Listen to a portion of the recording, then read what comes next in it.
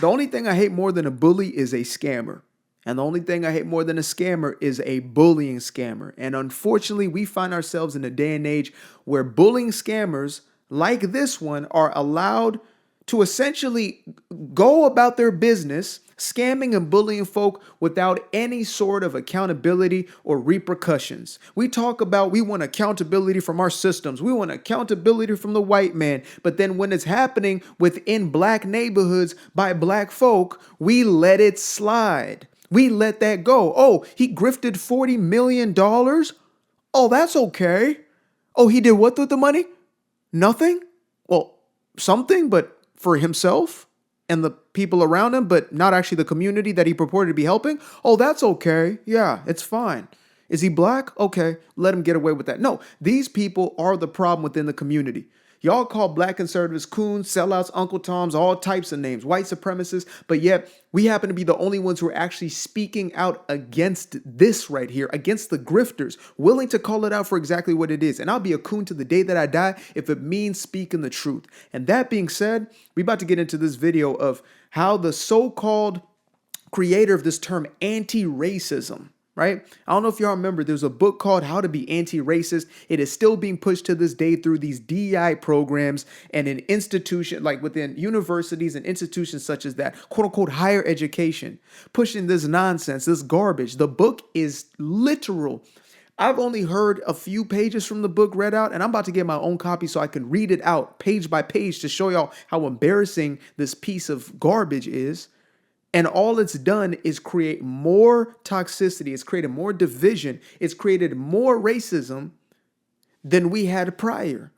And unfortunately, that's its purpose because that's what these race hustlers do. So I'm already carried away, but let this brother right here get carried away. This is a video by Breaking Point. They have some real dope articles. I think I've done maybe one or two other videos with them. So I'll link the actual video below if you want to watch it by itself. But otherwise, I'm going to give my 2 cents. We're going to get active. I'm over here looking for my water. I had to realize half the videos I put out, I say, okay, I'm about to fill up my water next video. Then another video comes and the water never comes. So let's hope the best for me. So get a water for me in memory of me right now. Early to. Perhaps the call I'm most proud of to be attached to is calling critical race theory and many of the hucksters complete grifters from the beginning. Nobody much cared in 2018 and 2019 about critical race theory, or emerging con artists like Nicole Hannah-Jones and Ibram Kendi, but I had my eye on them. Those who want to see can go back and watch rising coverage from at that time of me calling them out if you're interested. I saw them clearly for what they were, nothing more than modern-day race hucksters capitalizing on the guilt of white liberals to both enrich themselves, advance their careers, and destroy any social fabric left in this country that is not obsessed with race. Jones, Kendi, Robin DiAngelo, they had one single mission: convince the elites in this country there is one source for all of our problems and nothing else: race. This is reductive and a false view of history, but it was successful. Ultra-liberals on campuses were beginning to be indoctrinated. Slowly but surely, an infrastructure was built up all throughout 2018 and 19 for the perfect moment. And luckily for them, it came with the BLM riots of 2020. White liberals and corporations suddenly began playing Olympics to see who could out-woke or out-virtue signal each other, and these people were happy to take their money. Kendi especially. Kendi is unsurprisingly the dumbest and yet the most successful amongst them. Sometimes those two things are, it's a parallel sort of situation because he's not thinking too deep. He's just thinking, how do I make the most money by doing the very least? Sometimes you might find that your job, maybe if you had a sales job or something like that, the person who's getting the most sales is not exactly the smartest person. It's the person who's just willing to work the system. That's it. Some of these other Robin DiAngelos, they trying to be all fancy. This dude's like, look, I'm about as dumb as a bag of rocks. So what I got to work with? Okay, white people, hey, you're racist. This is how to not be racist. I wrote a book. It's called Anti-Racist. Shameless. At least, with D'Angelo and these others, white fragility and these all esoteric ideas. This dude's book was like, in order to stop racism, we got to make sure to continue to tell white people that they're racist. It's like, okay, that makes no sense at all. But you're a black guy who's asking me for money. You say that you're probably you're going to blackmail me if I don't give you some money. So let me go ahead and do that because I don't want to be blacklisted. I don't want to be blackballed. or blacklisted. I don't. Yeah, I'm sorry. I don't mean black like that. I just never mind. I'm a racist. It must be so difficult to be a white guilt-ridden white individual. I could never imagine. I'm so sorry, y'all. If that's you right now, yikes. You have been finessed. He's written several books about, quote, anti-racism. He advocates for such ideas as a constitutional anti-racist amendment, literal race discrimination in favor of blacks, and brainwashing children from a young age about his view of race. Every genderqueer bookstore in this country has his book very at the front row, and billionaires have flooded this man with money to continue his important work. He decided to use that money in conjunction with Boston University to create a new center, and henceforth in 2020, the Center for Anti-Racist Research was born. It sounds as smart as the Zoolander one. Now, endowed with tens of millions of dollars and a new mandate to research and promote the anti-racist cause. 3 years later, though, it turns out the entire thing was as much of a grift and as a con as I thought from the very beginning. More than half of the employees of the center were abruptly fired just recently after Kendi has apparently burned through much of $43 million. In that time period, they have produced no real research, applied for and given grants with no work output, no real original work to speak of. In fact, one professor at the university said Kendi, quote, had a pattern of amassing grants without any commitment to producing the research obligated. Yeah, I'm gonna take the money. And no, I ain't gonna do a damn thing about it. That sounds like, I had to do my Ice Cube. That sounds like an Ice Cube thing to do in an Ice Cube movie, right? Yeah, I'm gonna take the money. So what? And I ain't gonna do nothing about it. Huh? What you gonna do about it? Oh, nothing. Nothing, sir. Oh, here's the money. Oh, I'm just asking. Would you mind possibly, I don't know, producing something since we're giving the money? Maybe show some results. The board has to see something. I mean, at this point, we're really just I'm just saying, I have to show something to the board because we've given you $10 million, Mr. X. It's Ibrahim X. Kendi. Yes, Mr. Ibrahim X. Like, come on, guys. What do we do? If y'all want to give money to someone, come give me the money. I'm gonna do something with the money. Just give me 500,000. I'm gonna flip that into two mil. I'm gonna flip that into a 10. I'm gonna flip that into a 50. Trust me, I got you. Trust me. We will flip that. It ain't gonna be that difficult. Trust me. We get a little team together. We make a content powerhouse, making anti-woke content. Simple as that. Making comedy that's funny. Imagine that. Action movies where you don't have to guess whether or not the main actor has chopped off the genitalia or not. Lord have mercy. Adding that to the best of my knowledge, there is no good faith commitment to fulfilling funded research projects. She wrote that in 2021. Instead of thanking her, the university retaliated against her, refusing to even renew her affiliation. The grift is now so obvious, Boston University has had to launch an official inquiry into Kendi's leadership. They note that originally the center was supposed to track racial disparities nationwide, have a graduate degree program, a media enterprise, and research teams on systemic racism. Only one of those projects ever came to fruition, a half-assed media project. The so-called racial data tracker did not, which was supposed to be the centerpiece for all their work and their funding. As for the graduate degree programs, nope. Nowhere to be seen. In fact, it turns out that Kendi, for the last several months, has been on leave from his own center that he was supposed to be running. Why? To work on things like his podcast, his new ESPN Plus series about racism in sports called Skin in the Game. And while he's rolling in corporate cash and enriching himself, the people who work there saw him, quote, as a tool of capitalism and would often exploit. By the way, guys, that's such a great point. This man in his book claims that the first step in eradicating racism from your system, your psyche, wherever racism lives, is to eradicate capitalism. So you have to get rid of the inner capitalist. And this, I actually did a spoof video, a little satirical thing where I was like, doing a meditation for how to be like a communist meditation. If you want to rid yourself of all capitalism, breathe in the capitalism, breathe out the communism or the capitalism, right?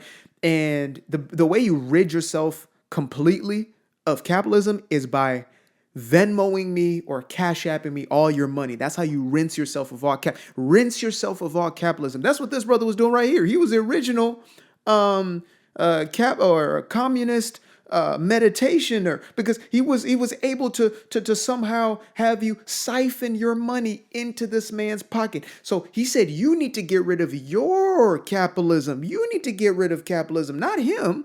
He could make $40 million in 2 years and blow it like it's nothing, as long as it's yours, because you got rid of yours. He's helping you. He's on vacation to help you to eradicate your own whiteness through eradicating your own capitalism by giving him your money. It's a perfect science. So anybody out there, if you're listening right now, I would like to help you to also get rid of your inner capitalist by sending me your money. You see? Exploit them and their labor. One professor called it a colossal waste of millions of dollars and noted that Kendi's work was thought to even be influenced by many of the billionaire donors who had backed him and the university, including rolling out the red carpet for big pharma executives. It would all be funny if millions of people had not bought this idiot's book and shoved it down their children's throat. The media had not celebrated him as some modern-day Frederick Douglass. For a while in this country, as I said, you couldn't even go into a bookstore or Barnes & Noble without seeing How to Be an Anti-Racist or Anti-Racist Baby prominently displayed. You couldn't turn on the TV or watch a movie without having this racialism at the center. And how many of us couldn't even open social media without seeing his signature quote, "It's not enough to not be racist, you must be actively anti-racist." It was everywhere. The collapse of the Kendi Center, the wasting of millions of dollars, it's the latest casualty of the BLM movement. Who can forget the BLM executive accused of stealing $10 million of donor funds who used them as a, quote, personal piggy bank, or the multi-million-dollar mansions that were purchased by these groups' leaders? I am hard-pressed, really, to think of a single major figure in the so-called movement who got prominent after Ferguson who hasn't turned out to be a grifter, rather than one who is honest. And I'm going to end with this. The billionaires and the frankly rich white liberals, they have only themselves to blame. These people were never hidden who they are. Nicole Hannah-Jones famously appeared in a so-called racial justice movement sponsored by Shell Corporation. Anti-racism has always been a tool of the billionaire class to distract and to divide the populace. It is not an accident that it was the prevailing thought after BLM, and it is certainly not an accident that despite all these revelations, all of us know this: Kendi's gonna get away with it. ESPN, the podcast, he'll still be called for commentary during the next racial incendiary. And this is the exact reason why I don't shut my damn mouth, no matter how many coons, no matter how many Uncle Toms, Sambos, minstrels, white supremacists that I get on a daily basis. I don't give a damn. If your programming and your conditioning can't allow you to hear past, then so be it. That's between you and the damn donkey that you rode in on. But there are people who are actually ready for the truth, who are actually ready to, God forbid, not blame racism as for every problem in their life and instead to do something with their life. I say that your greatest enemy is a person who tells you that you cannot do for yourself. That's a person who's either trying to control you or trying to get something from you, which can be really one and the same, right? They either want power of you, like these governmental systems, the Democratic Party, the Democratic plantation has done for eons at this point, since its inception. At first, it wanted to control you and suppress you, so it kept the institution of slavery, then Jim Crow to keep you below it. And then it started to pander to you after 1965, after the Civil Rights Act was signed, because, they forced LBJ's hand in the House and the Senate that were majority Republican to pass the bill. And so he did. And he said, you know what? Let's get something out of this.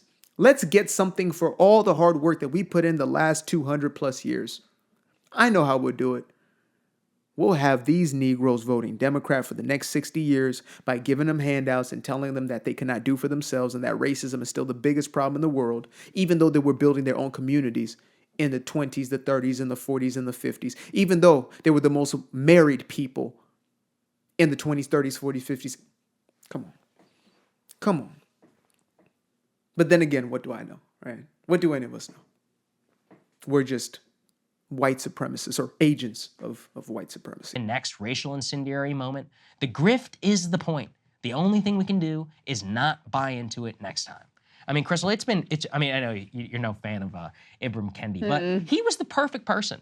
You know, I have a funny story. I was in a book club, Yeah. and in 2018, I think, and that was Stamped by Racism. That was Stamped by Race, or whatever it was called. It was the first time. I remember this is the most trash book. But one of the guys in charge was, I'm not going to give away the name. He was like a dean of a liberal arts college. And he's like, I think this really speaks to me. And I brought up some of the class concerns even at that time, before I even started the show with you. And it was like I was speaking gibberish to this man. He said, no. He addresses that in the book. All class concerns are downstream of race. And I was like, well, okay, hold on a second here. Now, we would be fools to say that it's not deeply intertwined, but the causality and then the things that they reach for as their solutions are obviously very much at odds for a lot of what we believe in here at this show. I mean, this ties in perfectly with Freddie DeBoer's latest book that we interviewed him about, how elites hijack the social justice movement, is I think what it's called. And look, capitalism has created a class, race stratified society very intentionally. And there is no doubt that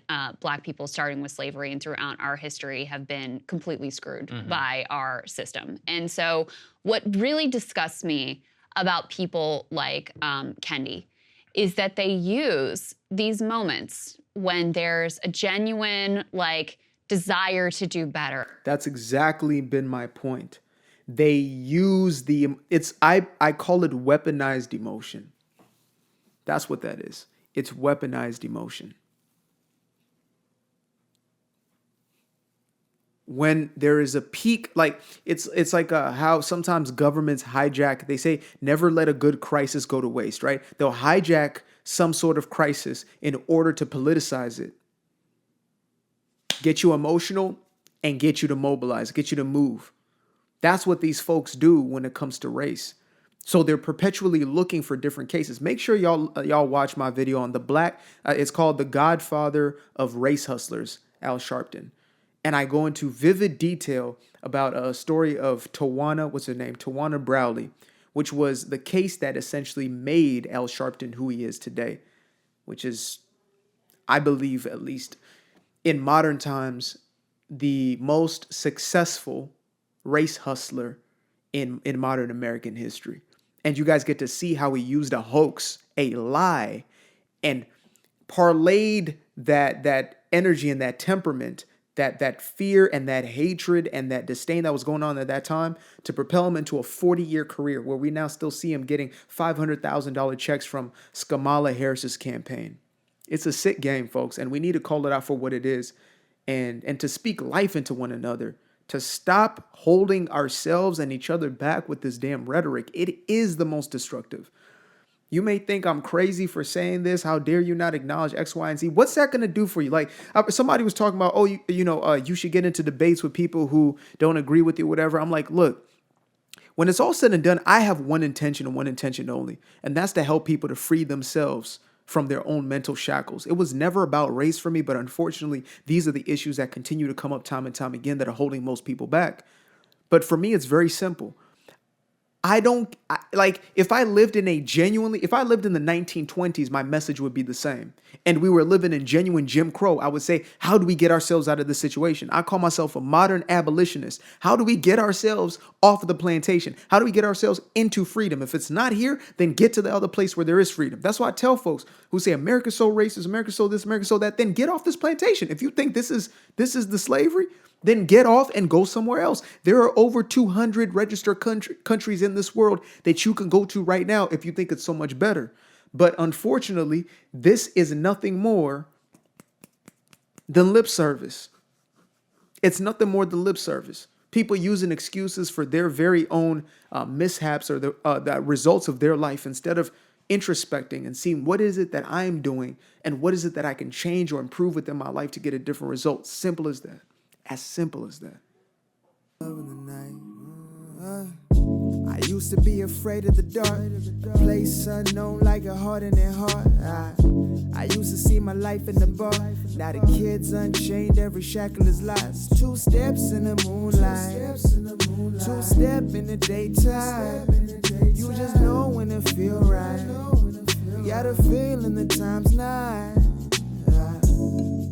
See you through those shades that I just threw on. Through my lenses, you just can't do no wrong. I fell in love with myself. myself again. I fell in love with myself. I fell in love with the sunshine. I fell in love with the light. I fell in love with the full moon. I fell in love with the night. I can see the light again. I can see the light. You can see the life in him illuminate the night. I know the time is taking. A 365, that's a